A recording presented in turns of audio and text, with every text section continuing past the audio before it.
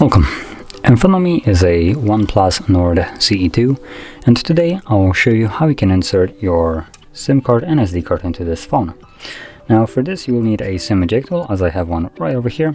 It can be found in your box in which the device came in, or you can also use a paper clip, straighten one of the ends, and it should work just as well. So anyway, let's pop out the tray, which is located on the upper left side of the device. So right over here you have the little insert pin. Push the pin in, and as you can see, the tray pops out ever so slightly, enough for you to grab it and take it out. Now on the tray you have space for SD card on the upwards facing side, and then from underneath you have space for two different SIM cards. Now you can occupy one of each of these slots or both of them, it's completely up to you. I'm gonna use only one.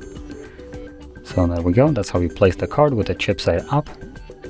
And the card should hold in there. As you can see, it's not falling out.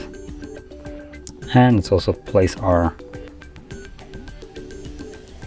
little SD card. There we go, it's laying flush on there, as you can see. And from here we can insert both of them into the phone.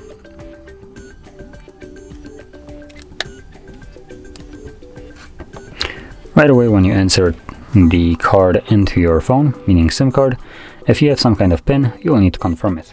Now as you can see, I do have my pin set, so I'll need to unlock it, and there we go.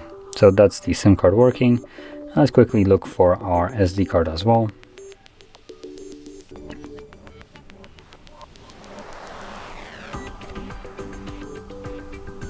And you can see it right here. SD card, 7 gigs available. So that is how you could insert your SIM and SD card into this device, and if you found this very helpful, don't forget to hit like, subscribe, and thanks for watching.